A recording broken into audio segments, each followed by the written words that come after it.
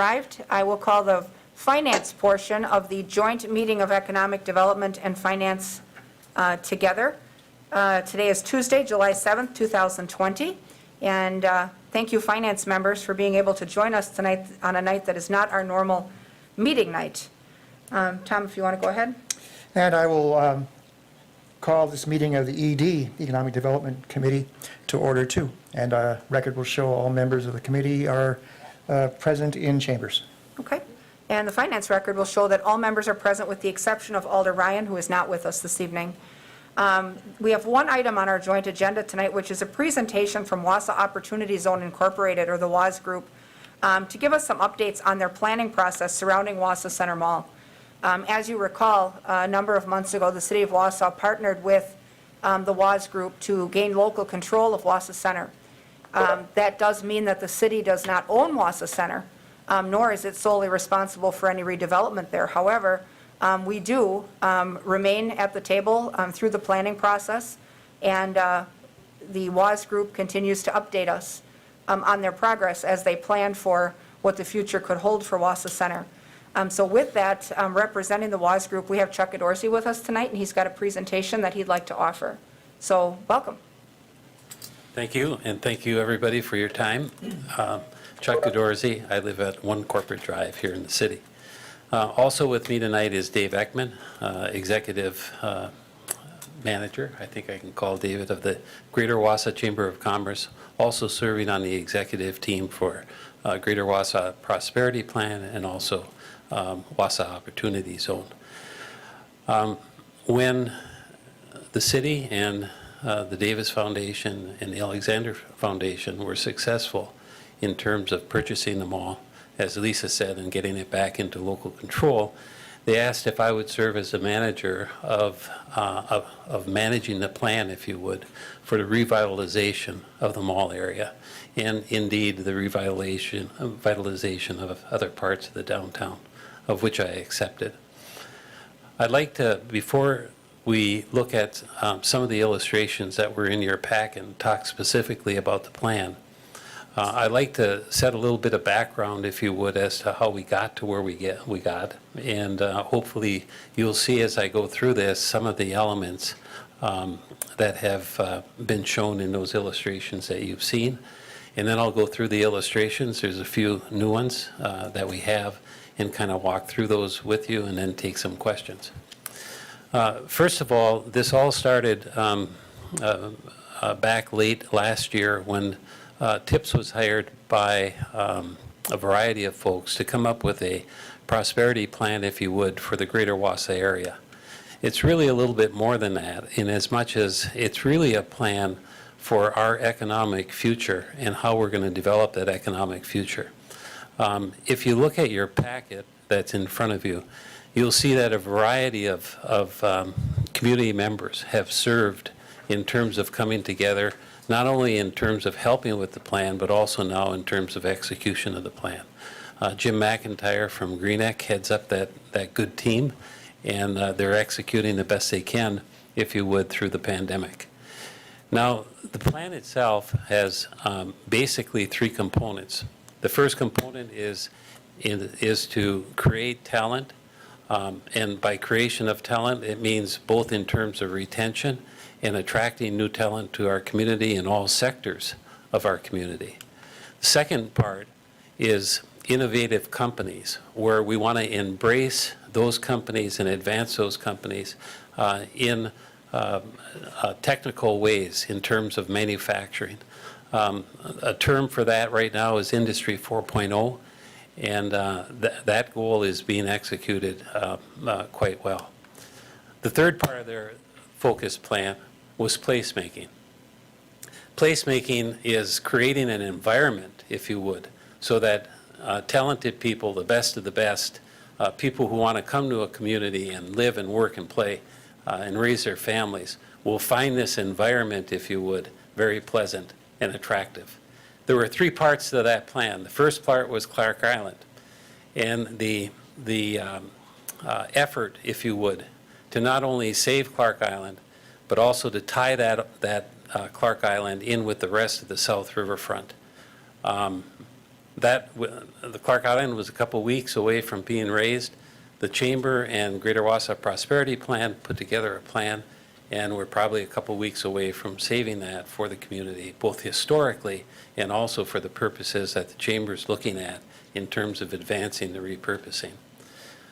Then we have an asset in terms of Rib Mountain, which the plan looks at in terms of expanding, if you would, some of the opportunities there relative to hiking trails, biking trails, exports, increased areas for Granite Peak. And then the third one was that mall, and looking at that mall in that 8-block area and seeing what we can do in terms of creating this placemaking space to advance our community economically. Now, in terms of some more background, Wausau has not been sitting on its hands because it has been putting forth a number of good plans and executing on those plans through the years. This is a list of some of them. As I read them in hard copy, it stacked up to about 4 inches of materials. But I'd like to spend just a little bit of time on a few of them, again in terms of background. The first one was the comprehensive plan that was put together relative to the entire Greater Wausau community. And in that comprehensive plan, in Chapter 7, it talks specifically about the downtown. And if you go to that plan, there's a number of good recommendations in terms of what our downtown needs in terms of revitalization. And it's come up with a great summary in terms of some of those aspects of the plan. And specifically, in the issues of the downtown, it talks about the downtown needing a better mix of retail and restaurants throughout the district, more than just a 1 or 2 block area. It talks about the downtown needing increased density, the city to find a way to maximize the riverfront, both on the east and the west side, to continue in the great effort that we've had in terms of creating bike trails. The downtown lacks, I think, a great statement, it lacks experience, opportunities, nothing unique, artistic, cutting edge to make people want to visit. The traffic flow is confusing. We've talked about the one-way traffics and et cetera. There are confusing intersections that are not friendly for pedestrians relative to Forest and Grand, and Riverside and First Street. And then it concludes on some other things where it says the city should focus on maximizing Clark Island. I think in terms of their recommendations, then, of which there's others, they mention maintain the downtown Wausau as an important mixed-use activity center for the community and the region, including residential, cultural, retail, entertainment, office, high-tech businesses, and government uses, and strengthen our historic downtown. I think the other plan that flowed into that then was the tool plan. And the tool plan for the urban transportation plan addressed some of those issues. And specifically, they talked in the lower portion of that, the preferred plan, in which Forest Street becomes two-way, First Street becomes two-way. They didn't have Washington in the mix at the time, but the recommendation would be for two-way there, two-way on Fifth Street. And so the tool plan basically set the tone, and they make the comment, the master plan guides the overall character, the physical form, and the growth of the community. It's from that then that we continue to work our plan, based on some of the changes that will be done relative to traffic. In this plan, they show a couple of things. They show a roundabout on Grand and Forest and Sixth. Their expression of our downtown is that we never get the sense of arrival. You never know if you're here or where you've arrived. The sense of being able to go with a roundabout, change our traffic to two-way on Forest. And then also on the corner of Stewart and Washington and First, coming up, if you would, to the side of a Penny's building. That isn't quite what we think of being where we want to start seeing the arrival issue relative to the downtown, we really think it'll start on 2nd Avenue and 1st Avenue. As you now look across and you see the historic aspects of Clark Island, the repurposing of Clark Island, the depot, and as you'll see in the illustrations, the new skyline, if you would, of what would be over the Penny's building. In addition to that, they start looking at streetscapes and what our streets will become in terms of slowing traffic down so that it becomes more pedestrian, bike, car, and bus traffic friendly. So much of what the tool plan has recommended and some of the aspects of the tool plan are being executed, and the encouragement is to keep going on those because it's crucial to how we start integrating some of our streets in the mall project. South Riverfront, done by Neighborhood Partners, a good plan. I think you're ready to probably put that in action, but they really looked at what the South Riverfront can become. And in our planning of the mall, the whole idea is how do we tie 3rd Street and the mall area and the riverfront and Clark Island and North Riverfront, if you would. How do we tie that all together in our community? Because if we're successful on that, we've really revitalized many areas, if you would, of the downtown. And you can see in their illustration where they came up, you know, with the farmers market, hopefully a 4-season farmers market. They developed good residential down there. We've been talking for a while about this bridge that goes over our national kayak course, ties now to Clark Island, which will be in control of the chamber. And then they talk specifically on the top part of some sort of a transition area, pedestrian area, either in terms of a skywalk with elevators or in terms of a spiral pedestrian traffic area. So you don't have to put bikes and et cetera in elevators. You can transverse, if you would, up the spiral area. So with that, their marketing also speaks specifically to the amount of residential and et cetera that can be accommodated in the downtown. And in their plan, you'll see where they are recommending that there could be as many as 3,300 new market rate apartments that could be in our community by 2029. And saying that 40% of those could be in the downtown area, between the mall area, between the South Riverfront, now what Mitch is doing on the North Riverfront. So that would take us to somewhere around 1,300 units. If we don't have residential, residential isn't going to support the retail. If we don't have residential, it won't support those people who want to live and work and be a part of the downtown and be able to have that discretionary income, if you would, to spend around the downtown area. So those were the elements of what we were working from, the baselines which have been established by the city, trying to be parallel with those. And so we reached out and we hired a urban designer. And when we interviewed, we selected Epstein Ewan Architects out of Madison, Milwaukee, and Denver. Epstein Ewan is very familiar with mixed-use developments in downtown areas. They have the Bottle Works plan, which is going in Indianapolis. They've done the Milwaukee Bucks Arena District, if you've been there. They're working on the Ironworks District, if you would, in Beloit. So that was the program for WAS then, to try to reach out and to find some experts in that area.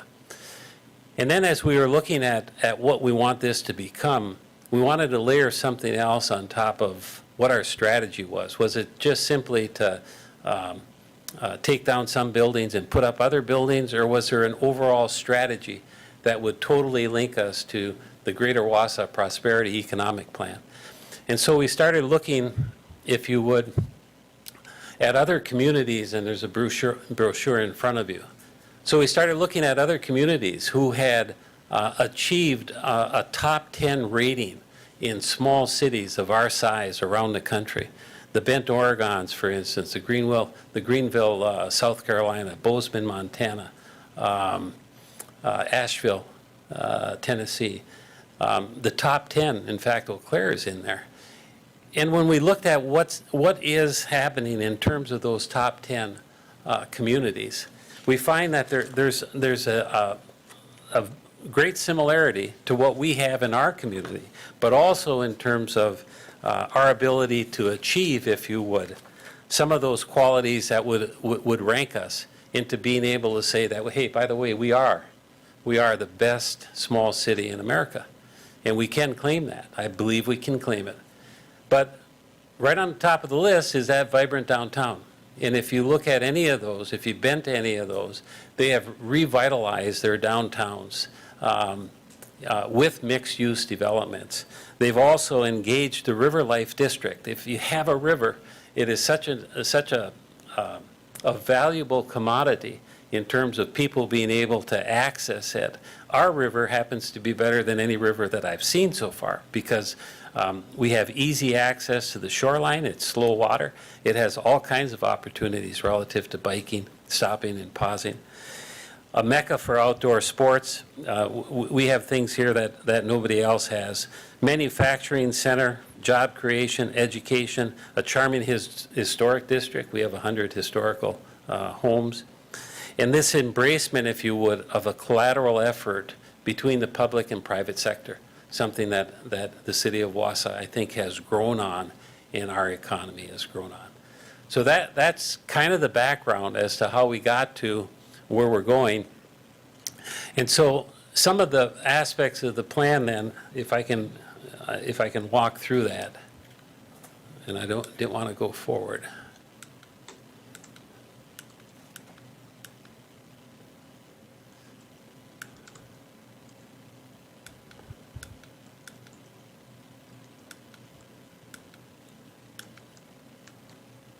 Okay, now I got to find the pointer.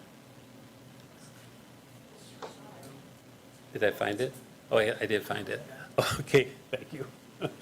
All right, so let's start with the plan, and let's start on the corner of 3rd and Washington. And hopefully you saw some of this in those first illustrations. But 3rd and Washington starts by extending 3rd Street the best we can right up to the front of Home Depot.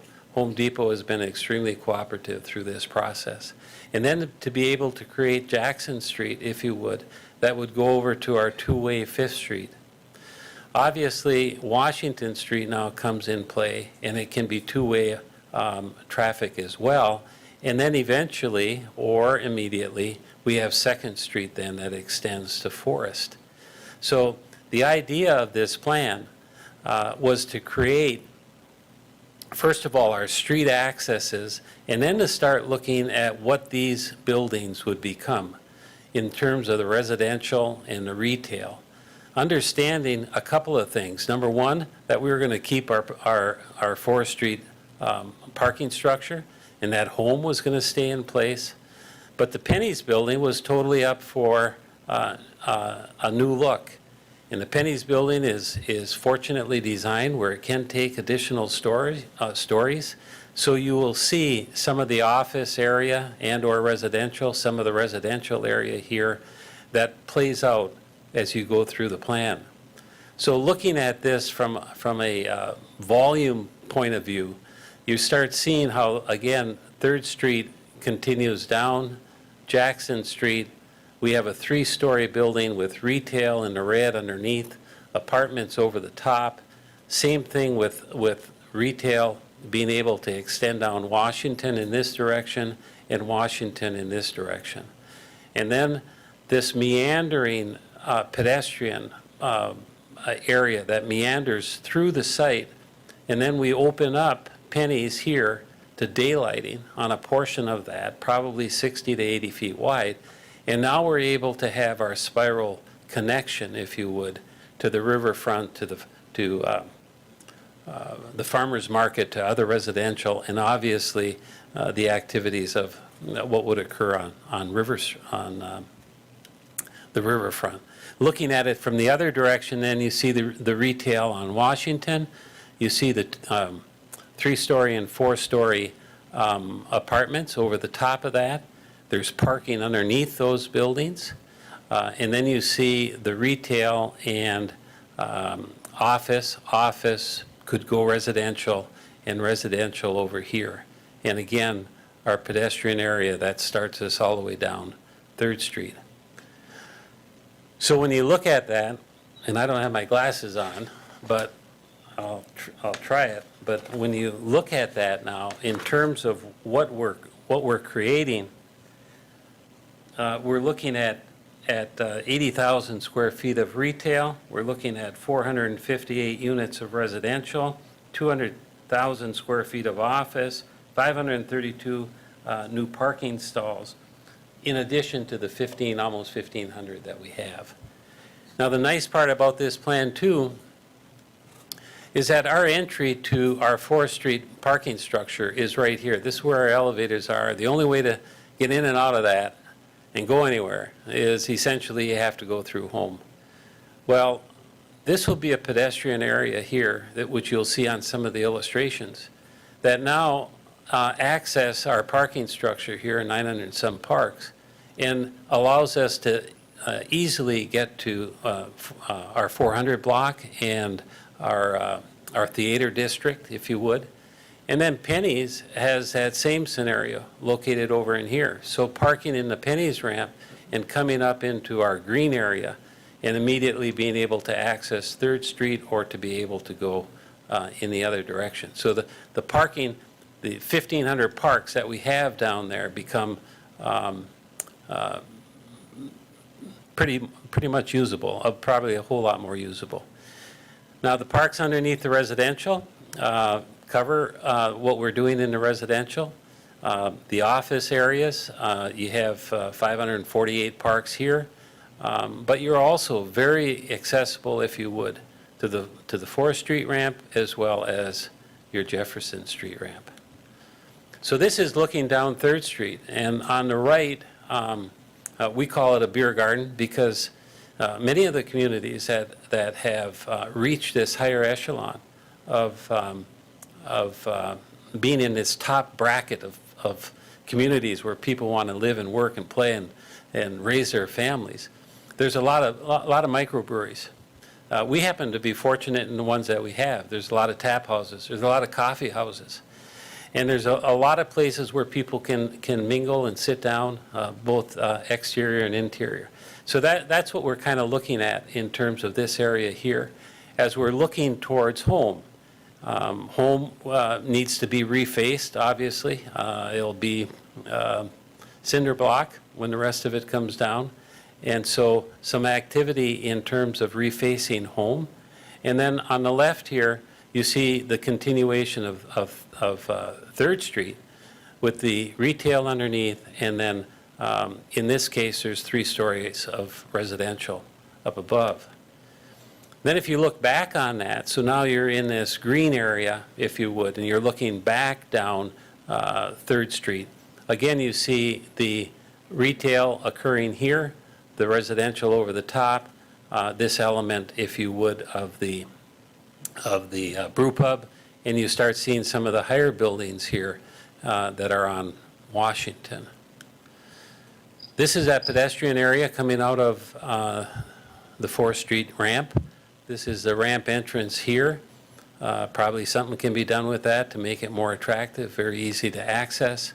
And then this would be that pedestrian area that extends down 4th Street. And here we have 3 and 4 stories of apartments. Now, as you transverse then through the site, this is that opening that occurs in the Penny's building. And so the opening in the Penny's building then starts with the panorama of what we have in Rib Mountain and looking down on the riverfront. And in this case, we put a public market there. Now, the public market is being pretty well received in a lot of large cities.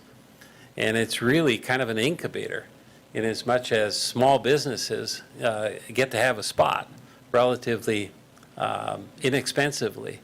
It's kind of a incubator for culinary skills because there's a lot of culinary things. And you can buy things.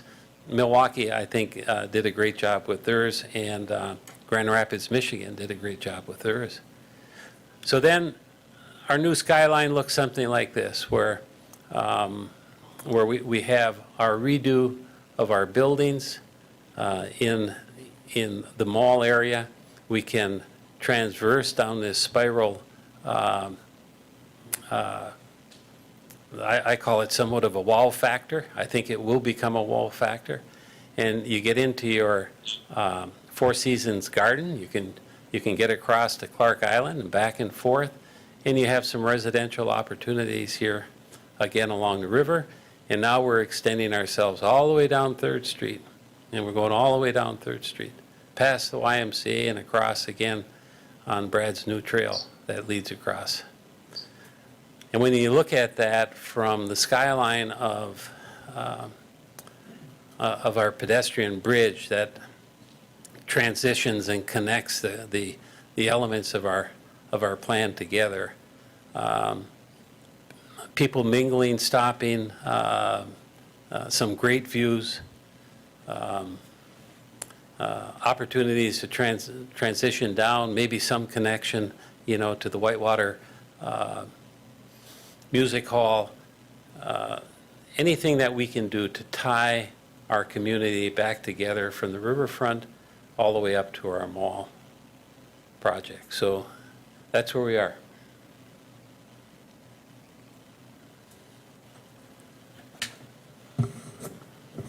Excellent, thank you for that. It certainly looks like a ambitious and forward-thinking initiative, no question about that. This item is a presentation only. We're not to make any decisions tonight. We're not referring it anywhere. There's no action to be taken. But WAS did want us to stay in the loop as far as, where they're at with a vision for, basically demauling the mall. And they've been working diligently on that for a number of months. So I guess we have a little bit of time. If Finance Committee members have any questions for Mr. Godorzi about the plan or various elements of the plan, I'm sure he'd be willing to take them. Otherwise, this is really an information-only item, and we would not need to react to the item. Does anyone have questions from Finance? Seeing none. Yeah, of course, I open it up to ED as well. I have just a quick question. And I really like the vision. I like the way it's integrated, with other aspects of downtown and the riverfront. It's not just an island. It's it has conduits through it that mean to help you get from here to there and back again. So, very nice. Some elements there, like the public market or other buildings. Assuming that there's a lot of hurdles yet to go over to find others that want to jump in and be part of this. So, I mean, is that moving along apace or pretty much down the road yet? Tom, I think it's down the road. First of all, we wanted to come to the city, who obviously is a very important partner in all of this. And then secondly, we wanted to make sure we had our plan right, that we were confident with our plan. We'll advance this plan a little bit more before we take it out to market, if you would, is kind of your question. And a big part of that is that we just don't want to turn it over in terms of saying, well, here's some space, build something, and make it 3 stories of residential. That's not our plan. Our plan is to be very specific, very quality orientated as to who we select. Some people maybe want to be there, but maybe they don't see the same vision as our community would see. And it's going to take time. We don't expect that this is going to happen overnight, but enough has to happen. And that gives us a chance to kind of modify and adapt as we move through it. And so there's other folks who have seen this plan from outside of the community, some senior living people who seem to have an interest with active adults. We'll look at that.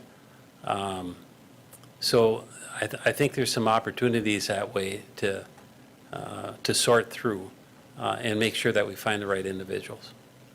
Do you have sort of a phase 1, phase 2, phase 3 kind of roughly put together yet, or Yeah, I think phase one, and I wouldn't call it a phase, I would say that the building we're going to focus on the most probably right now, and we'll let the market determine that, but the building will probably be on the corner of 3rd and Washington on the east side. That would give us 140-some units of residential. It'll start the imaging of, if you would, of 3rd Street.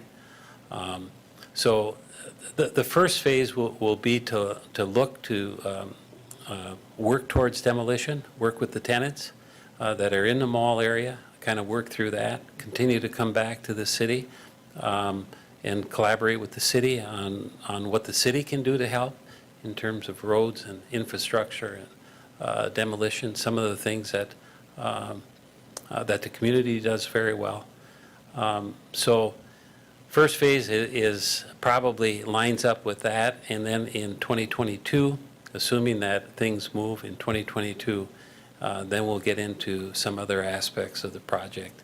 2023, a few more. Hopefully, there will be enough initiative to see the project through in, 4 to 5 years. Very good. Anything from the ED committee? Mr. Killian? Thank you very much for coming tonight and providing the update. I have one question about, this is in District 3, my district, and as an alder said earlier, the city's been at the table and there's been some cooperation on this. I had looked at the developer agreement some time ago, and there was a Phase 1 environmental assessment referenced in that agreement. And when I had asked the city if I could get a copy, it said it was not in possession of the Phase 1 assessment. I believe that had been done potentially on Wausau's side. And if it's not too much trouble, could I and my colleagues receive a copy of that Phase 1 environmental assessment?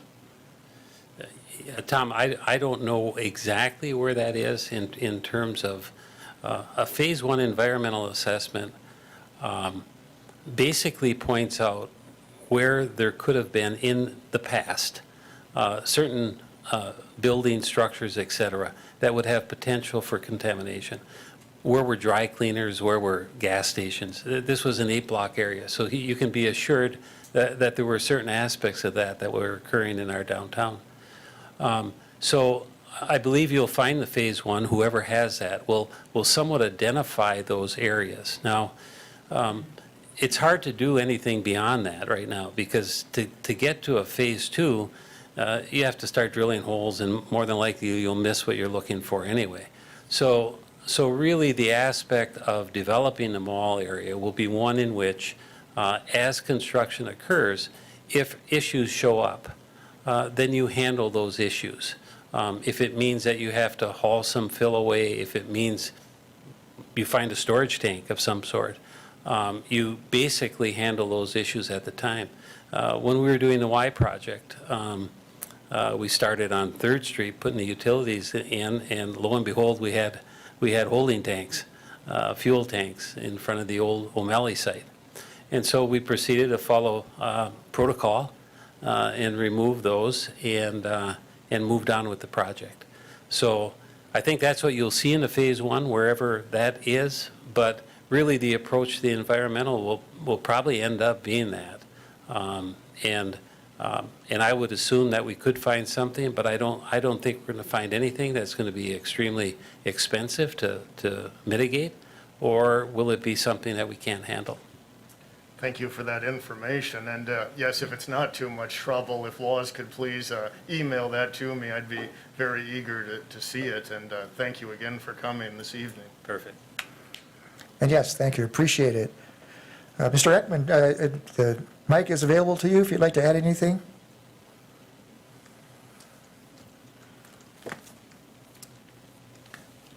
Dave Ekman. I live at 300 3rd Street, number 603, Wausau. One of the areas that we want to make sure, this is Wausau Opportunity Zone. We are located in an opportunity zone designated by the federal government, which allows for investment opportunity as we move forward. So I just wanted to make sure that was still clear. But I'm happy to say that through strong partnership, we are this close to saving Clark Island. As Mr. Godorzi had referenced, they have the permits to remove the building right now. And a last-ditch effort after efforts were completed towards securing the Wausau Center Mall, we took a quick pivot and worked with WPS to save that building. That building was the first power generation station in Wausau, built in 1904. And so for us in this community, the Chamber, we are fully committed that once we have that lease, we will put our building up for sale, our property, and we will invest $500,000 of our costs that we got, or the dollars that we got for our property, and we will put them back in to Clark Island. It will be an innovation center, a place for the Chamber. We're working with Mcdevko to bring the two back together again in the same. And corporate partners, the Community Foundation is now put this on a list of projects to help us fundraise for this. I'm very encouraged by this. If you've not seen the building, it's in a downtrodden state right now, but the opportunities, the bones are good. And I'm just very pleased that we are able to save this building. Things are looking really good right now. So I just wanted to give you that update. Okay.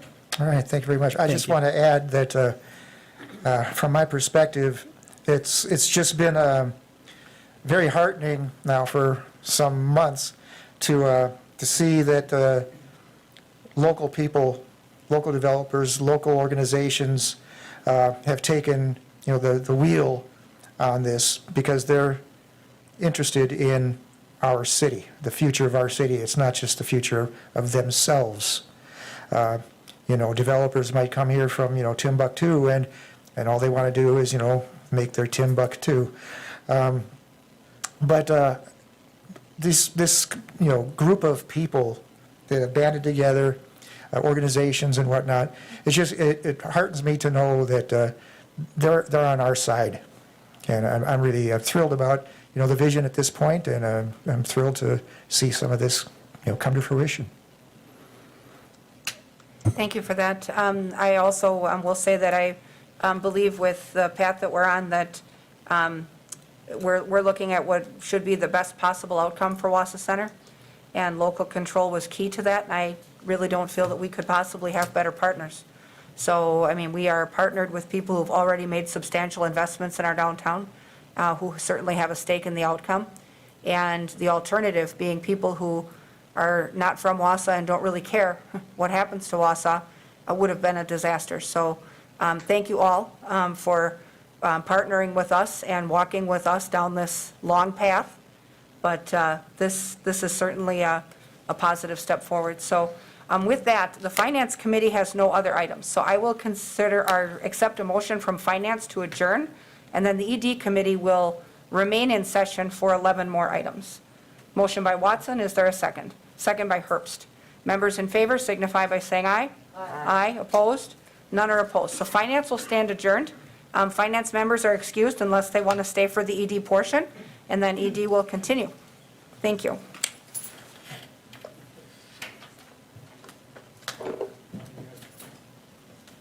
Now, wait a moment, while all the commotion dies down. All right, your seat's open, Brad.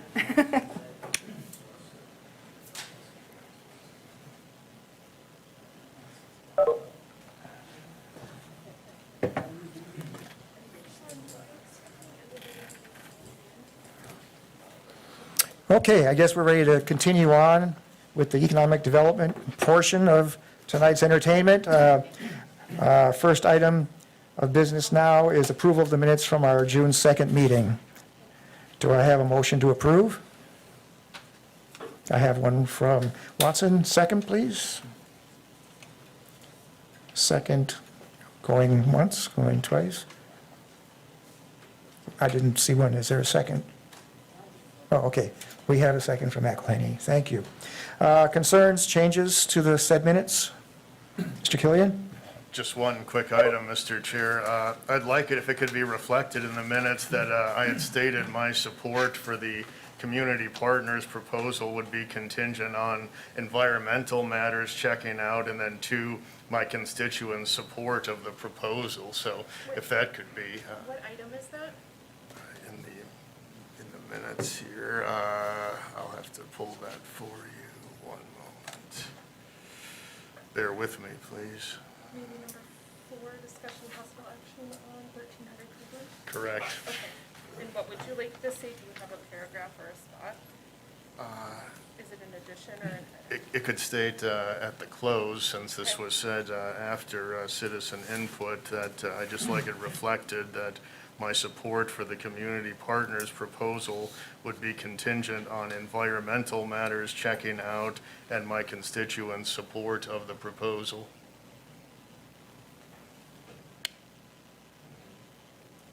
Okay, thank you. Any other changes or concerns to the minutes? Seeing none, all in favor of approval, please say aye. Aye. Aye, opposed? And none are. Thank you. Okay, moving on. Discussion and possible action on the exchange of city-owned land with Mcdevko, Inc. for the construction of a connecting trail to the River Edge Trail System. Who has this? I Okay, can Brad. take that one, thank you. Try to talk through this thing. Okay. All right, I think, well, there's a resolution in the packet, but probably the best way to explain it is looking at the CSM, Certified Survey Map, in the packet. Currently, the city owns Outlot 2, which is the yellow strip of land. Mcdevko owns the pink strip, 2 strips adjacent to each other. And I guess the idea here, and we've talked with Mcdevko about this in the past, and they're supportive of this idea, is to swap the land. Outlot 2 we would give to them, they would give us Outlot 1, which is in the pink. There's, again, it's the L-shaped parcel. It currently contains the River Edge Trail, as well as an asphalt east-west connector trail. So we would, again, obtain ownership of that. I guess it's, the reason behind that is we did receive grant money to enhance the trail and, make improvements to it, the connector trail and the river edge. And in order to capitalize on those funds, we would actually need to own the property, not just have an easement on them, which we have now. And Outlot 2, for us, we had initially intended to build the trail there, but it was actually built in the pink area on Mcdevko property. So I guess it just kind of cleans up the property ownership issue, and we can capitalize on some grant funding for improvements. Okay. Questions from committee? Rasmussen? I don't have a question, but I'll make a motion that we approve the land swap as indicated. Very good, thank you. Is there a second? I have a second from Watson. Questions, discussion? Seeing none, all in favor, please say aye. Aye. Aye, opposed? Very good. And a similar item, next, discussion and possible action on the exchange of city-owned land with iClinic of Wisconsin for the construction of a connecting trail to River Edge Trail System. I'll take this one too. Yeah, this one is somewhat similar. It's again a property swap, roughly equal and mutually beneficial to both sides. This one in the map, there's green and yellow on the map, and we would be swapping our yellow property for their green property. And basically, what this would allow us to do is to build a trail in the future from McIndoe Street, First Street intersection, east-west to the Barker Stewart Island Bridge.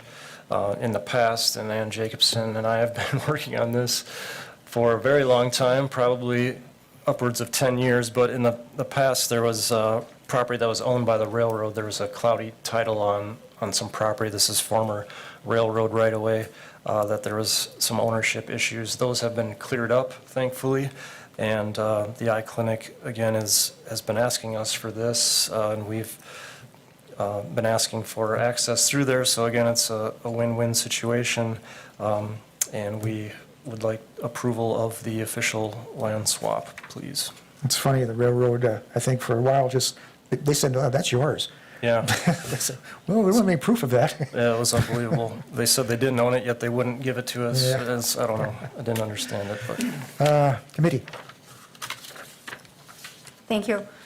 This land swap also makes sense. First, to further the trail, but even the parcel that we would divest over to iClinic certainly makes sense, the way it continues with their property, and they certainly would have use for it before they would have use for the piece that we're getting. So I'll move that we approve this one as well. Appreciate that. Second out there? I guess it's all happening over here. Okay, second from Watson. Further discussion? All in favor, please say aye. Aye. Aye. Aye. Opposed? All right, thank you. I'm looking for you guys over here to start, getting involved. Just Okay. Number 5, discussion on the North Riverfront Unified Site Plan. Just in the way of an update? Yeah, I can take this one too. Again, in the packet is an illustration that we've been working with a consultant on, and this is just a preliminary plan, but we just wanted to bring you an update at this time. This is the former Great Lakes Cheese property, so north of Wausau Avenue on the riverfront. And I guess the previous marching orders from this committee were to work with the 3 proposals that we had to try to fit them all on the site. We got 3 different proposals, a housing proposal and 2 restaurant proposals, 1 a brew pub.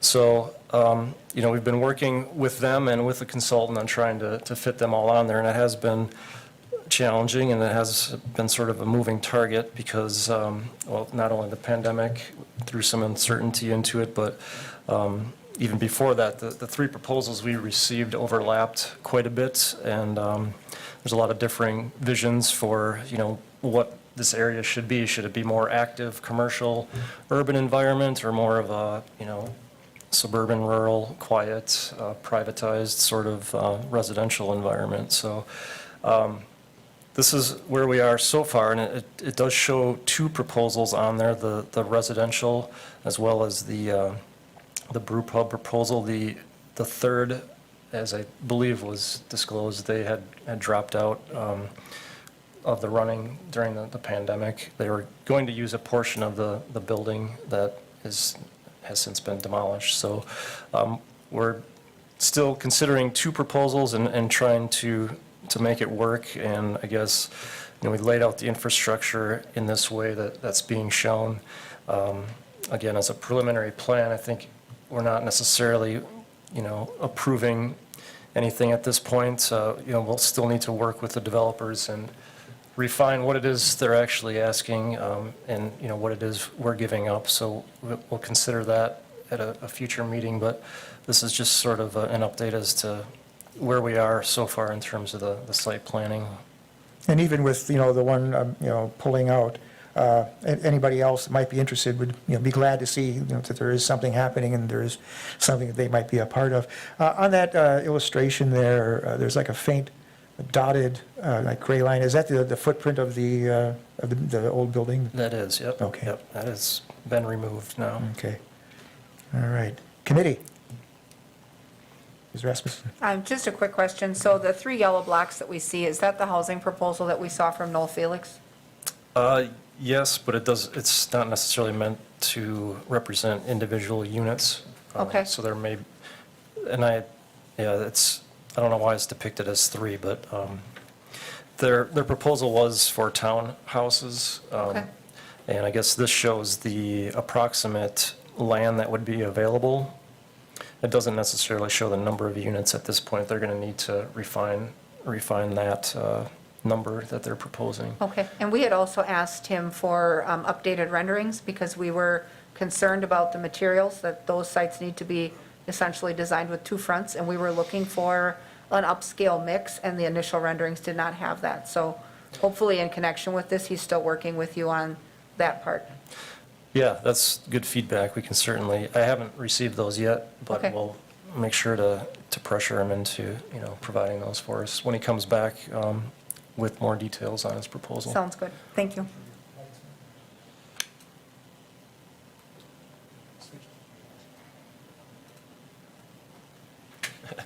Sorry, Alderman Asmussen. Yeah, I just wanted to confirm we've been working with Mr. Felix over the last couple weeks, and he is working on a redesign of the exterior of the property as well as just the overall elevation of it. And really, discussion of this unified site plan is helpful in terms of him deciding where he wants to go, as well as other future developers that we're talking with for the property. Sounds good. Very good. Anything else? No? Okay, we will move on. Number 6, discussion and possible action on the sale of business campus property on Enterprise Drive to AC and Sons Party Tent Rentals for the construction of a new warehouse facility and offices. Who's got this one? Oh, I've got this one. Okay.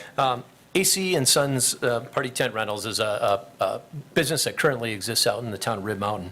And they've been growing and expanding and looking to do some new lines of business within their company, need a larger facility, and have been in touch with the city of Wausau to build out in the industrial park in the community here. Bill Fisher and his wife own the company now. They bought it a few years ago. They're looking at a 15,400 square foot warehouse, showroom, and offices out in the business campus on a lot. It's a 3.42 acre parcel out there on Enterprise Drive, and I believe that specific parcel is identified in your packets. In the letter from Mr. Fisher, he's looking to purchase the parcel he's offering $20,000 for the parcel. And I believe Mr. Fisher is here this evening, if you have any questions for him about his project and about his business. Any questions from, go ahead. I have one question. Is there, obviously they are outgrowing their space and need more space, but, I guess for the public's benefit, could you talk to us a little bit about whether or not there's a job creation element with this expansion as well? Why don't you come up to the podium if you don't mind, Mr. Fisher? Because will you need to also add workforce? We will, yes. If you could just give your name and address, please, for the record. Bill Fisher, 309 South 10th Ave. Thanks. Since I took over the company in 2018, not only myself, but we have added 2 full-time employees this last winter. And we project anywhere from 6 to 8 with it expanding into a year-round business instead of just seasonal, which what we're currently at. Good. All right. Questions on the proposal? Mr. Killian? Thank you. Yes, I see that there are 4 acres discussed here, and 2 of them can be developed and 2 are not developable, it states, due to, I think, wetlands and so forth. Will those 2 acres still be utilized? As far as from what I understand from the builder right now, that we cannot touch them. So it'll just be pretty much how it sits right now.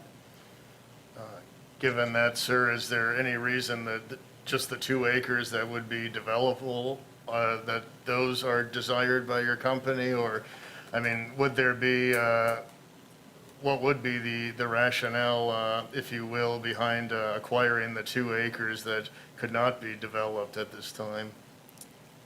From what I understand with Christian, who's no longer with the council right now, is that my concern was that we would not see a sale if the land was potentially offered or proposed to be split up. Okay, thank you. Yep.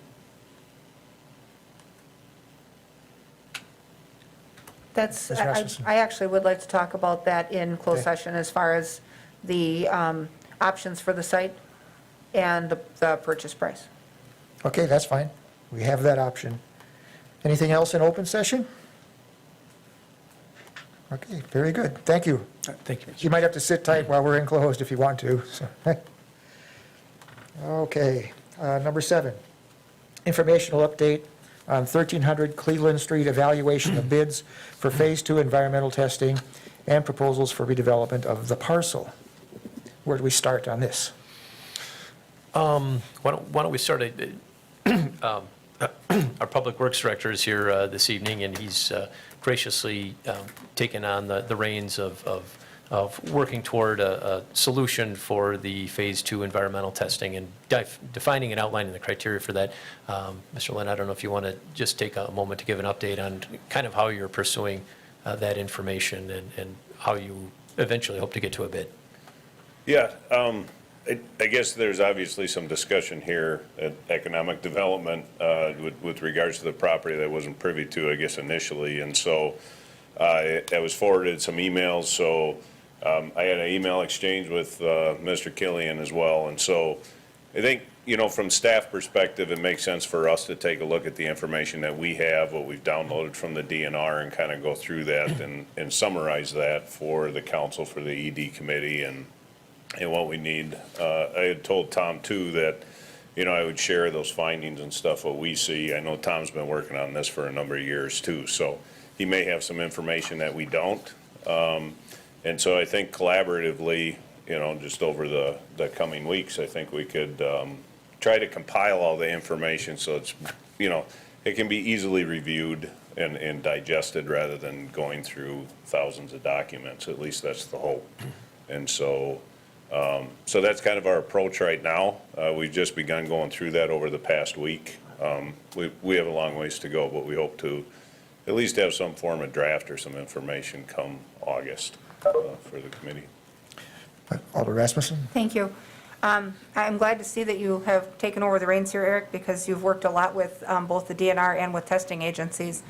That said, I have said numerous times that I think more testing is necessary there. Since the original Phase 1, Mr. Killian unearthed a whole bunch of documents that were never included in that original Phase 1. So we updated the Phase 1.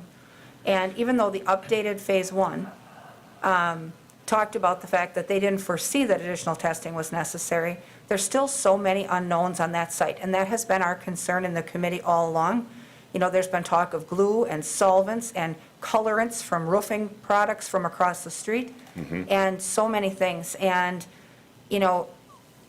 all along, we've been saying before we offer that parcel up to anybody for anything, there was just too many things we didn't know to be a responsible seller. And so I think that, we need to come up with at least a standard list of things that we normally test for, similar to the things that we tested the soil for that we took out of Thomas Street, similar to the list of materials we tested for across the street on those private sector lots when CCW did their testing. I think that list for sure, plus the list of compounds that Mr. Killian had in his PowerPoint in our last meeting when he talked about the history of the site. There was a long list of, solvents, glues, and stains and everything else that they had used. I think that's certainly germane, and that's where we really need to come down. And we had asked for a price on the testing. I think once we have a list of what to test for, we can probably get a price. But, there's a lot of concerns. And, I think that before we would advance any project, we need better answers. And that's just, I feel like that's where we left off in the committee. We talked about it over and over. And, when we would talk about it with former Director Schock, he was very content with the Phase 1 and its findings, as was Kevin Fable. And neither one of them was advocating for additional testing, but we did not have a comfort level as a committee that, we knew enough, because there's just too much out there as far as material. And if there was surveillance of the site and of the former owner, the other thing is there's a dozen questions surrounding the indemnity agreement that was included in the updated Phase 1 document that showed that, when the city acquired the property from CFI, that within a reasonable period of time, we needed to notify them of any requirements to test, either from the DNR or the EPA. And so just today, the city attorney is trying to develop a list of the questions that, from a legal standpoint, we need the answers to. Is that indemnification still enforceable? What happens if we opt to test versus be compelled to test? Is a document of that age? Is there any responsible entity left from CFI that we could even collect from? We had a lot of questions, and Tom and I have both asked her questions that she's going to have hours of work to think about. So, I think that until we know more, I feel like the whole site's on hold. So. Yeah, I think you bring up some really good points, because I think once we go through the documentation and kind of figure out, what were they using over the years and what potentially could be there, that's a really good conversation to have with the DNR as the regulatory agency is to understand, if the city does dive into this and we do some phase 2 testing, and it, is that linked back to the previous owner, and then where does that land as far as who's responsible from that point on? So I think those are all great questions that we need to ask with the DNR, but, and I think moving forward with reviewing any testing that should be recommended and moving forward is something that we have to look at too. Well, and I think depending on what we find out, just as a follow-up about the enforceability of the indemnity clause, ultimately, our goal as a committee should be to compel the private sector polluter to pay anything and everything they owe. And, I've always said I don't feel like it's every taxpayer in Wausa's responsibility to clean up the private sector polluter's mess. And all along, I felt like CCW and the city should have a common enemy, and it's the polluter. It's not one another. And so, if we determine that something's there, and that, the agreement, the indemnification was amazingly simplistic. But for the time period, it's probably typical. If we had written the contract like that today, it would be 100 pages and have some real verifiable teeth. Right. This letter that was signed by the former mayor and the former clerk, one of whom is now deceased, there's just no, it's awfully basic. And so I had some concerns about whether or not, we can even utilize that document anymore. 34 years have passed. And we've owned it for a very long time, and, nothing's been happening there other than yard waste. So, Yeah. Mr. Chair. Mr. Killian? Thank you. Yes, and thank you, Mr. Lindman, for filling in some of these blanks here. I'd like to clarify just a few things for the committee. And Mr. Lindman, as he said, had been out of town when I had a June 23rd meeting with some staff and so forth. But I'd like to really condense it down into what occurred after the last committee meeting, and I was tasked to research these issues. So I spent numerous hours here at City Hall going through stacks of documents which the city attorney had and the engineering department had, and many of them I had never seen before. Now, after reviewing those, I had scheduled a meeting ultimately on June 23rd because it was far worse than I anticipated, okay? And it was of a scale that I had not anticipated. And so in that June 23rd meeting, which included the city attorney as well, I had conveyed that this really looked much more extensive than I would have hoped. And I conveyed those concerns because of the time frame. There's been some time sensitivity, I think, in some of this with the 1300 Cleveland Avenue. And I wanted to convey in that meeting that it was not realistically or legitimately possible to do a thorough historical background research on this property in the time frame given. And I'm glad Mr. Lindman and his staff are on this as well. I think it will be complementary. But that being said, at the close of that meeting, because I had been tasked with this by ED staff, and I had spent tens of hours doing research, I made it clear I intended to finish, and I certainly do intend to finish and submit what I have found to this committee and the public, and I was assured in that meeting that I would not be rushed.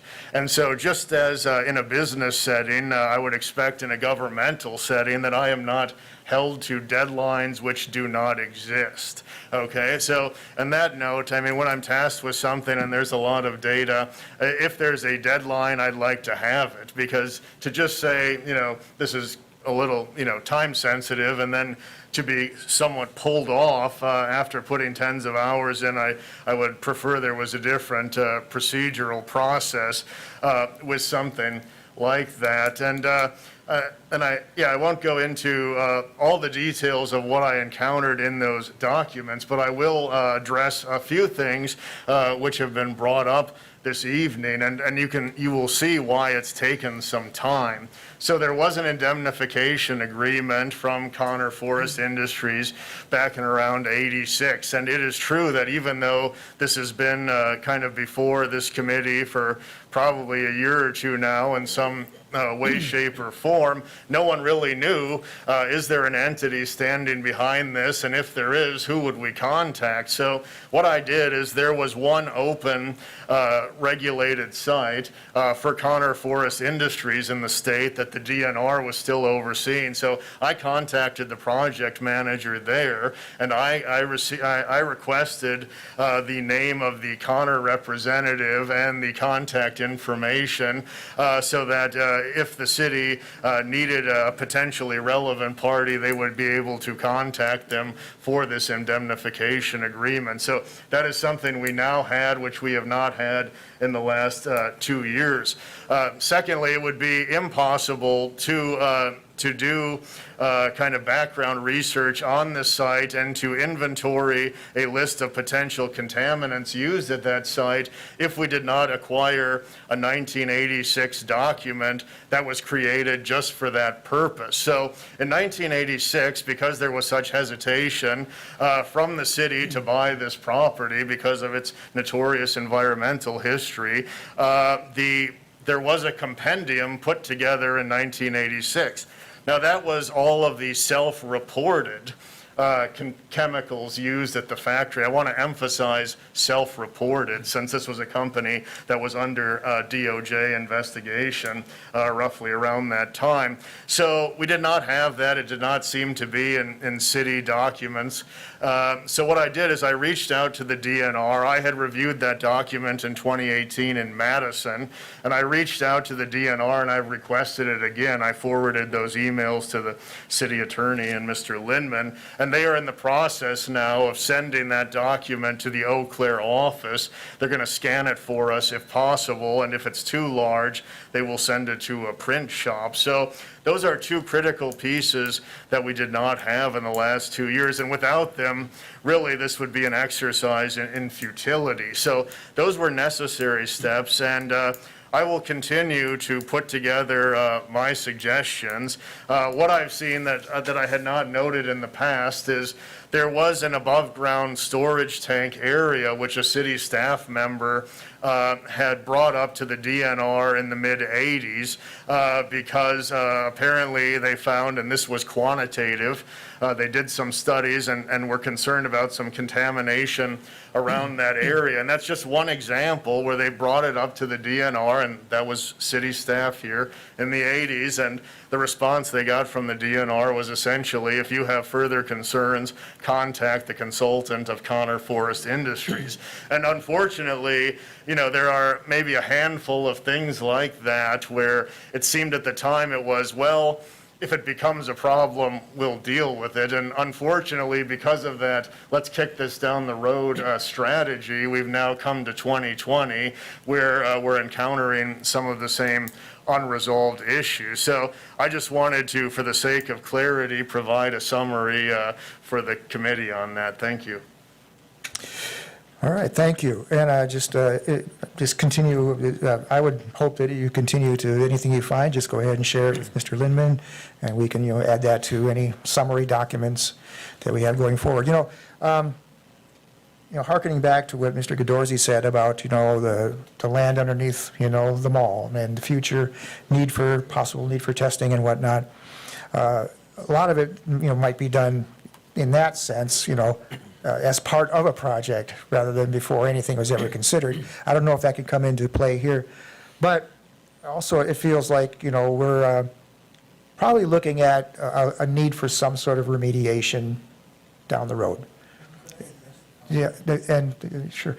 And the form that would take would be probably pretty normal, which is removal and replacement. Am I right? Yeah, depending on what it is. There's certain volatile organic carbons which you need, to aerate the soil, and there's systems you have to put in place on site. But there are some things that you can physically remove, and replace with clean soil. And also Yep. with a possible project coming in, you can look at the footprint, proposed footprint, and look where there might be like parking lot type capping versus where there might be buildings that have people in them, that sort of thing. Would that affect our testing criteria? Yeah, I think the testing, we would want to know. So if we found something, then we would kind of have to delineate the areas, so that may require more testing. But if something is found, then of course, we just release that to the DNR, and then they give us direction on Sure. what the next process is. Yep, step by step, so. Okay, Alder Larson. Thank you, Mr. Chair. I have a question. So where does that leave the RFPs? I mean, and why was the RFPs even issued on a piece of property that's so contaminated? Well, I would say they're probably issued because at that point, we had a phase one that didn't really have red flags per se, and the committee wanted to look at what possible uses might be asked for. So that's why we had RFPs go out, so that if somebody came back and said, well, I want to put in a bunch of houses there, that might be different than if they want to put in a parking lot there. I understand that, sir, but this land has been proven to be contaminated for 30 years now, and it should have been cleaned up. I guess I have concerns here because I have family living on Thomas Street, and my district borders this property, and I certainly don't want to see anybody else get put in harm's way for digging up and possibly stirring up contaminants into the air where it can harm people's health. And that's why I understand, I just don't understand why our RFP was issued, and where does it leave the RFPs today? I mean, if there's all this testing and stuff, of course, we all needs to be done, and it could take years. Where does it leave these RFPs today? Thank you. Alder Rasmussen. Thank you. Where it leaves the RFP respondents is in a holding pattern. And, when we release an RFP, we're not required to accept or move forward any of those plans. But that was a attempt to at least gauge what the public's interest was in using the parcel, if anyone wanted it for anything. That effort had never been undertaken before, and we had no idea if anyone would ever want it, or if anything would ever develop there, because it had never been given the chance, other than running the incubator out of there, the old incubator site and the yard waste site.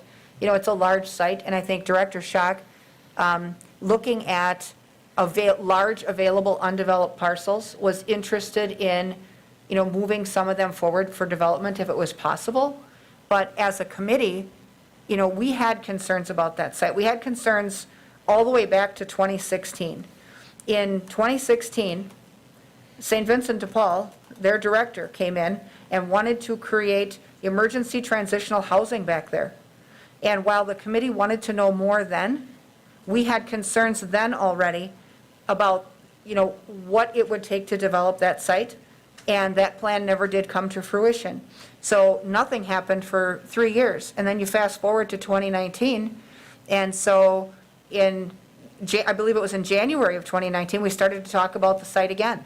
And we were apprehensive to move that site forward for a use, because if you own a parcel that is useless for any real purpose, if it's contaminated and it's not safe, you certainly shouldn't sell it. And then you have to figure out either how to clean it up or who's going to pay to clean it up. And that's a secondary decision once we know what's there.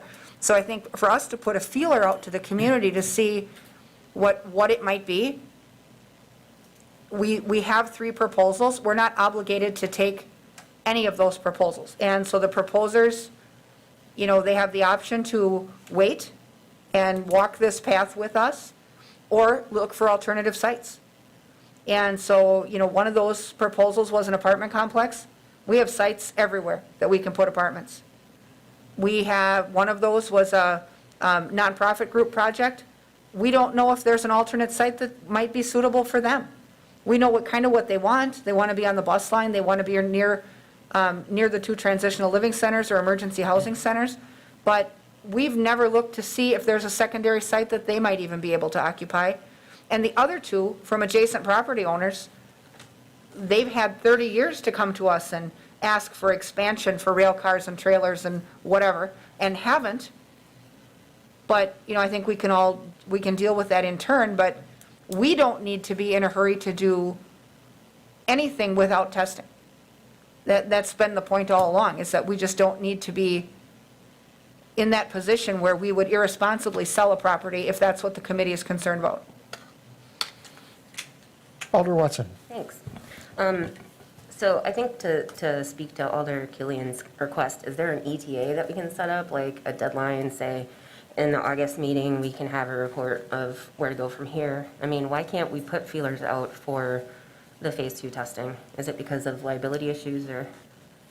I mean, from my perspective, I can have everything together that I've reviewed up to that time, you know, to give the committee an idea of what my findings have been in a summary report, along with any significant documentation, you know, attached to that, so you can take a look at it and we can discuss it. I mean, it may not be the end all, there may be more, but I think it is good to set deadlines, and I know it takes a lot of time, but I mean, you know, at some point, we have to continue to move forward, and we have to discuss the findings that we have, and So would the August 4th meeting be a possibility, or is that?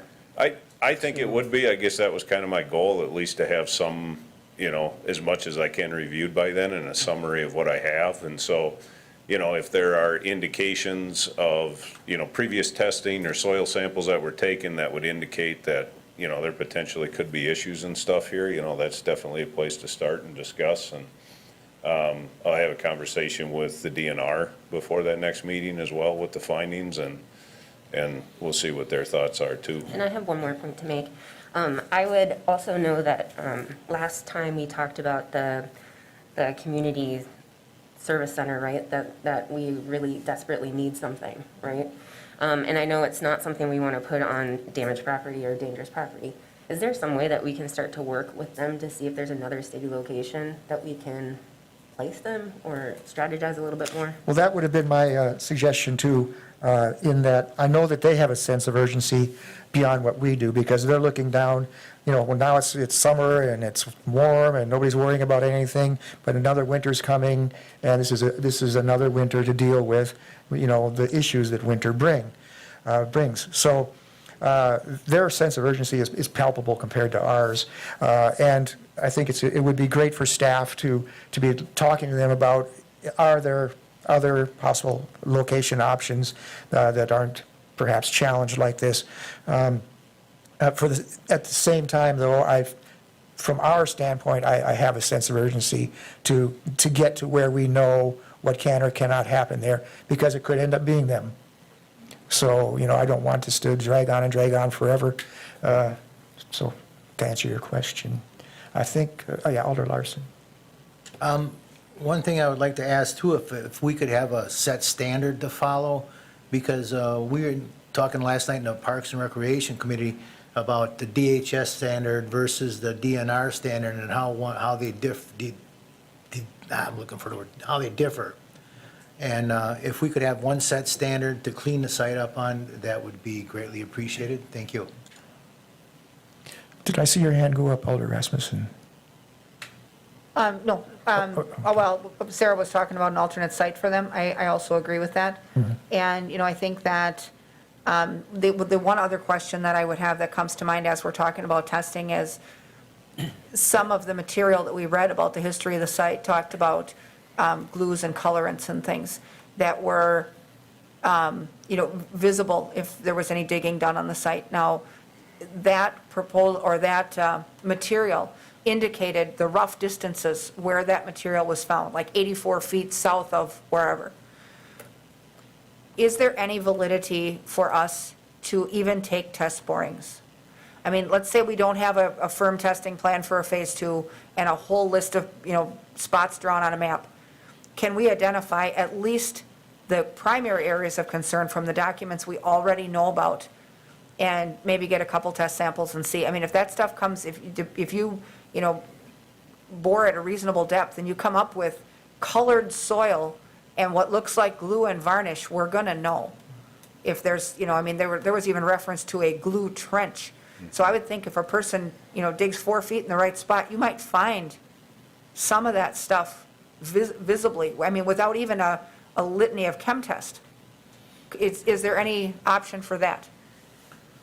I think there is. I think, if we're going to bring somebody out on site, because they're going to do borings that are about, 2 to 4 inches. And so, and we'll want to see depths, because it was also talked about that a lot of the color was due to the dyes that 3M used on their, there wasn't any indication that I've seen so far that the dyes are an issue. I think it's more of the materials and the constituents that, whatever work was being done there. And so, but there are test results showing that, there's, the alkalinity in certain soils in certain areas are high, which is an indication, so there's some evidence there. And so really it's a matter of taking a look at what are our testing criteria and what are we going to test for, if we go out there and start taking tests. And so we just want to make sure we cover all of our bases before we go out and just do a couple tests here and there. We kind of want to cover the entire property, I think, and, and make sure that we are being as thorough as we can be. Given, normal mitigating practices when you're doing a construction job in questionable soil, if you will, keeping it damp and that kind of thing. From can we find out from the list of, suspected substances, which of those are more prone to going volatile easily versus those that kind of like lay there and don't do anything? And kind of prioritize a list that way too, to allay some of the concerns about, stuff getting, loose into the air and into the neighborhood. If we could, say X, Y, and Z are particularly prone to volatility, and we didn't find X, Y, and Z, or we found a lot of X, Y, and Z, I mean, that would be important to know. Yeah, I think, when we look at constituents that we test for, it's going to be, our VOCs, and there's going to be a whole list of them that we're going to test for, the SOCs, the metals, so we don't really go out and just test for oil or petroleum, it's solvents, it's everything that's underneath there. And so we just need to know which categories we should be testing for that are most likely there, and that'll be based on the list of stuff that they were using. And so it might be a laundry list, but if they're out there, then we just might have some more expensive lab tests, but we definitely want to know what's there, if anything's there. Yep. Alder Killian. Thank you. Yes, I think what Alder Watson suggested about that time frame in August, certainly that would, I think, work on my end to have some of this wrapped up by then. And also Alder Larson had asked about standards. I just want to be clear that this is in District 3, which is my district. It's also the Thomas Street area district on the east side. And from my perspective as the older person there, I always want to see DNR non-industrial state standards recognized and enforced. So it's useful to have a toxicological opinion, but I just think that we need to use the most protective standard. And also, I think it relates to this agenda item because it's an update on I think the RFP process as a whole, not just the environment. I really agree. I'd like to first say that, I'm a big supporter of what Community Partners is proposing in terms of the service set and the need it identifies and satisfies. I think it's a very much needed and overdue set of services in one location in this area. But on that note, with what my colleague said, I think it would be important to start divorcing the location of where that may or may not go from our approach, especially in a time-sensitive setting of looking at some alternative sites, because we had an information meeting in my district, and I can say that the vast majority, the prevailing opinion was that they did not feel this was an appropriate site, those neighbors who came to the meeting.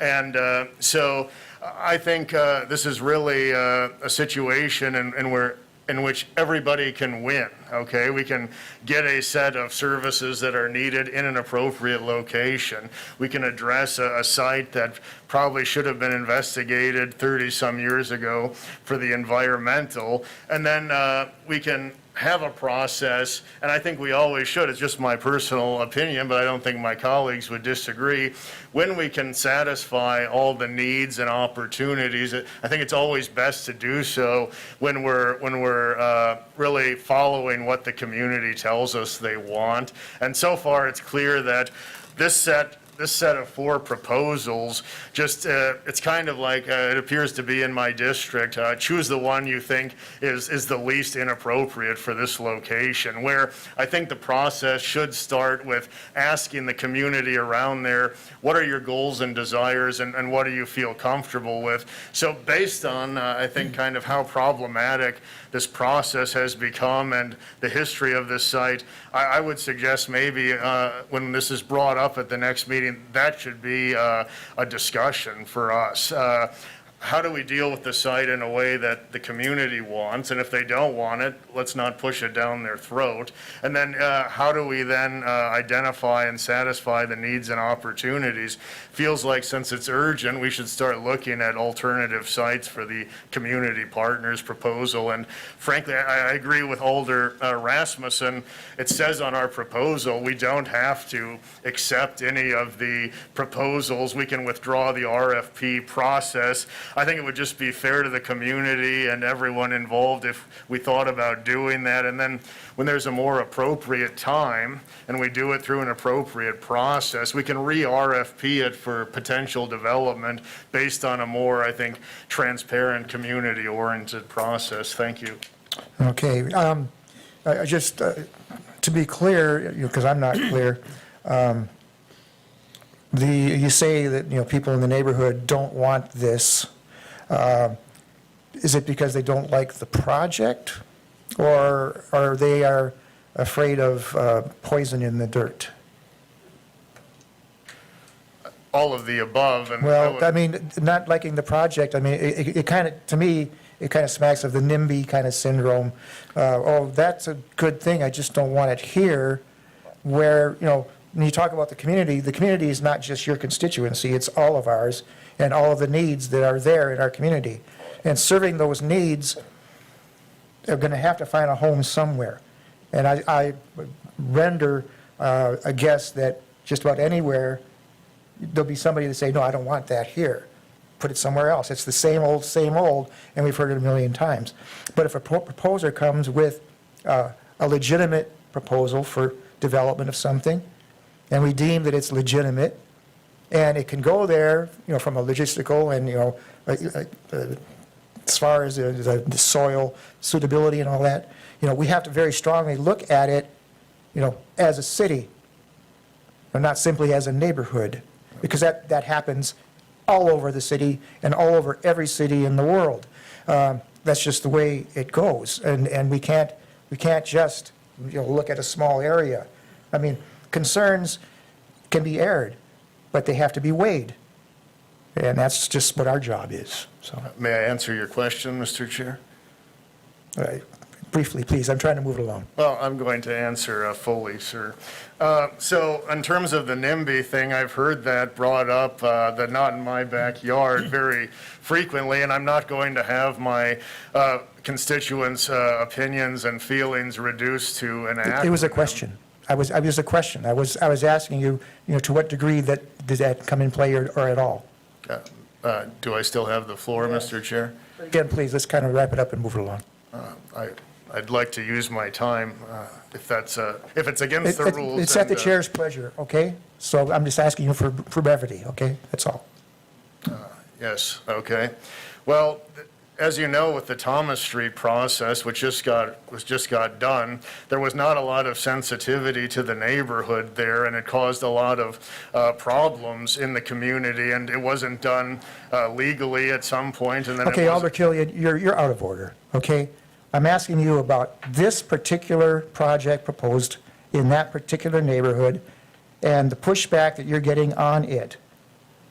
And all I'm asking, are they telling you we're afraid of it because we've heard there's poison there, or we don't want it here because we don't like the project? at the And meeting. and that's, I'm just asking you, can you give me a 50/50, 60/40, 80/20 on that question?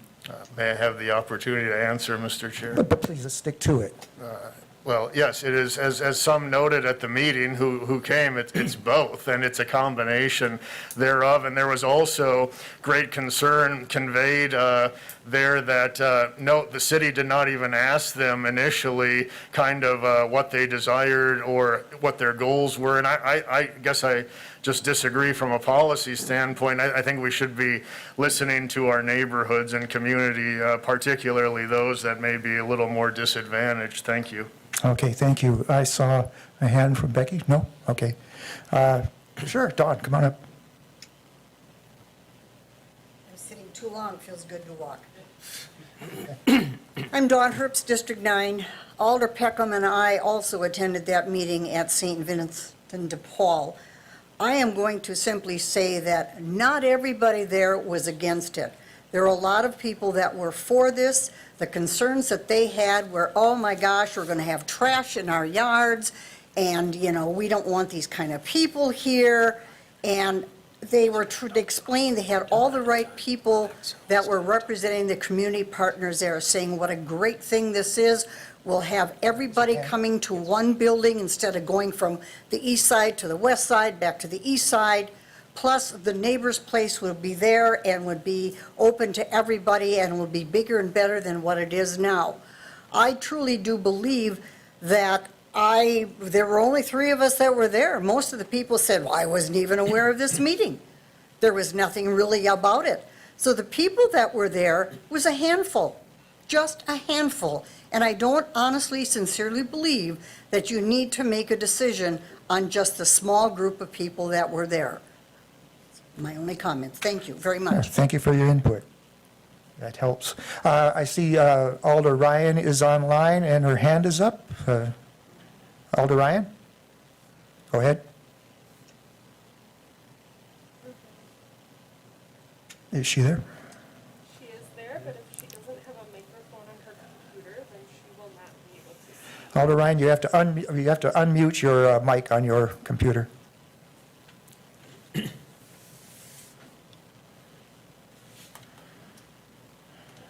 she is unmuted, which makes me think that perhaps she doesn't have a microphone on her computer. Okay. Alder Ryan, we're trying to get you on here, but we're not hearing anything.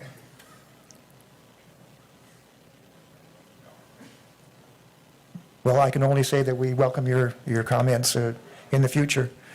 Let's see. You say Kevin Noyles is? Yeah, I don't have anything to add. Okay, very good. Good conversation. I think we know what we need to do. All right. Thank you. All right. That should be, I think, the end of our discussion, seeing no more hands up. Thank you.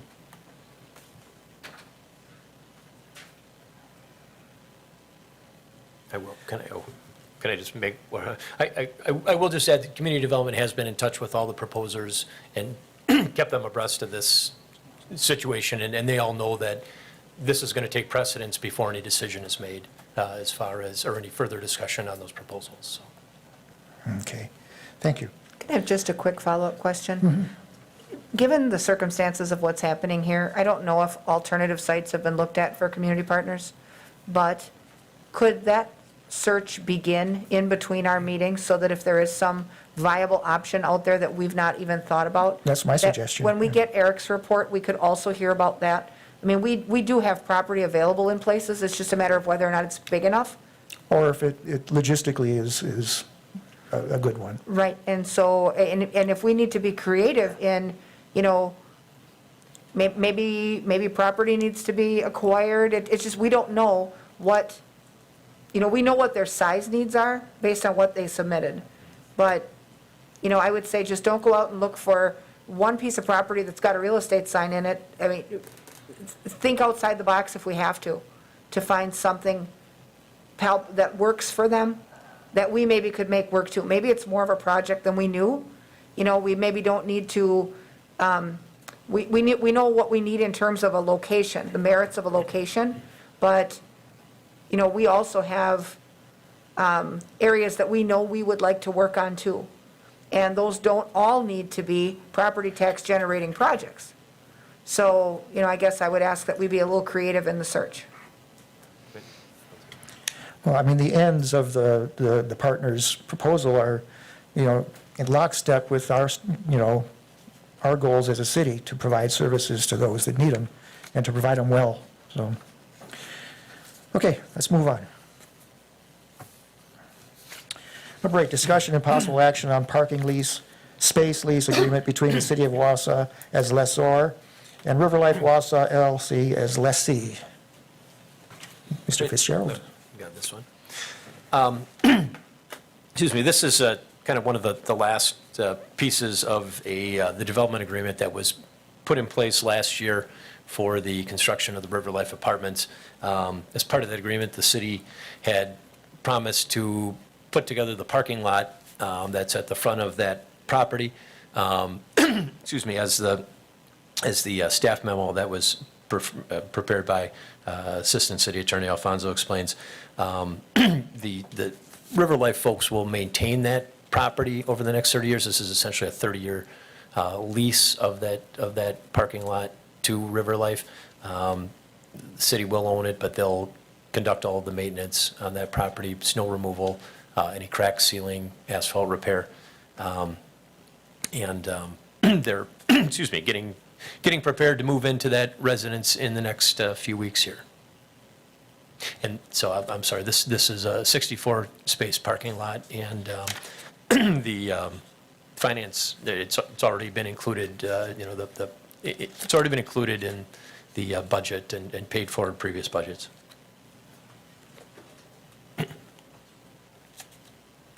Thank you. Questions from the committee? Alder Rasmussen. Not a question so much, but I see that we had this item posted also for closed session discussion, but I don't know that we need it. It's pretty straightforward, so I'll make a motion that we approve the agreement as shown. Appreciate that. Thank you. Is there a second? I have a second for McElhenney. Thank you. Further discussion? Seeing none. All in favor, please say aye. Aye. Aye. Opposed? Very good. Item 9, discussion and possible action on amendment to ground lease with Church of the Resurrection Parish. We've had our city attorney has been sitting here patiently throughout the whole meeting, but she'll be able to provide some detail on this resolution.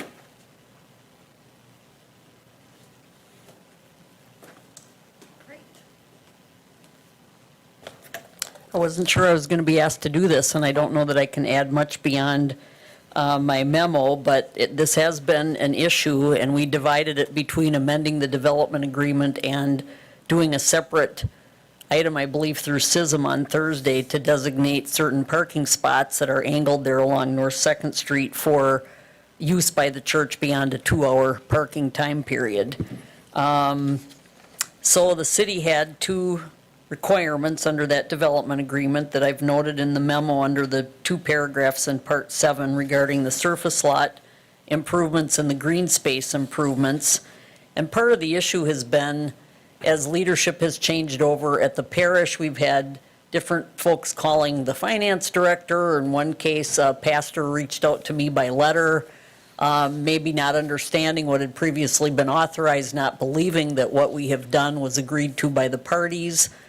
A little bit unclear. We've met several times as staff members over the past year, and I put out an email saying, are we ready to take this to committee? Have we talked to the people in charge at the parish? And I don't believe I got a response, so I hope I didn't put this on your agenda prematurely. But the city has not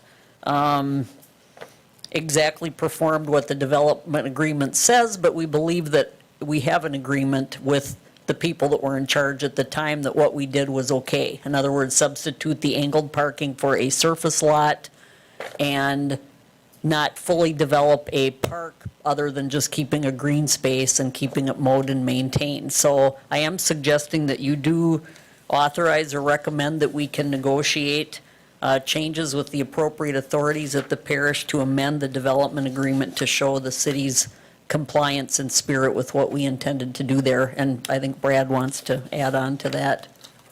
Yeah, I guess just to add, the parish is, we have a correspondence, it didn't make it in the packet, but there is, excuse me, correspondence from the parish that they are okay with the changes that we made. We, you know, the original plan was to put an off-street parking lot in the green space. It was negotiated with them. Again, we have the correspondence, and they're okay with it. What we did is put it on the street, on Second Street. So they're amenable to that. It's just that the agreement as written doesn't reflect it because it was based on the original proposal, not the plan that they approved subsequent to the proposal. We never went back and amended the written proposal, but again, we have that correspondence from them that they approved of the new plan. So it's just a matter of getting in the actual written agreement up to date with some of the conversations that we've had since then. And the on-street parking, I think, is a separate issue that we'll need to take through the proper committees. I don't think it necessarily needs to be part of the agreement, but it's just the SISM committee will need to weigh in on changing some of the parking regulations to make that happen. So that's a separate action, I believe, from the amendment to the agreement. I would agree, Brad. Thank you.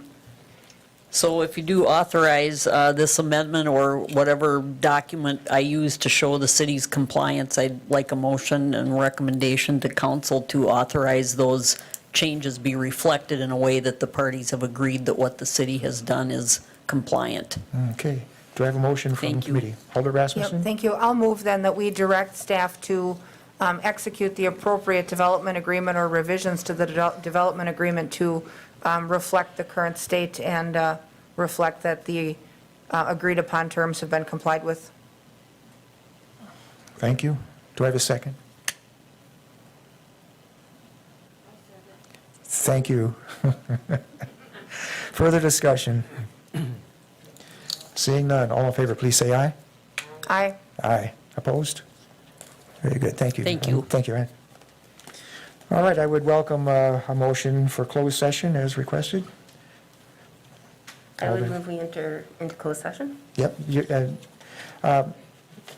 No, you move, you go ahead and read the Okay. motion, and then you'll get a second after. Leave out the parking space part, because we're not doing that part, which is the Okay, penalty. pursuant to that, Yeah. okay, pursuant to 19.851E of the Wisconsin Statutes for deliberating or negotiating the purchase of public properties, the investing in public funds, or conducting other specified public business whenever competitive or bargaining reasons require a closed session, I would, Sale of, oh, so I do all that. Okay, sale of business campus property on Enterprise Drive to AC and Sons Party Tent Rentals for the construction of a new warehouse facility and offices. thank you. Do I have a second? I'll second. Okay, we have a second. There'll be a roll call vote. Rasmussen? Aye. Watson? Aye. Killian? McElhaney? And I vote aye. We're going into close. Thank you. Okay, I do have a question before we go in. Deb is on the WebEx, so is she welcome to join us, or does she need to stay out? She can join us. Okay, so when we get into the room, we need to call into this meeting then. Tammy, we're going into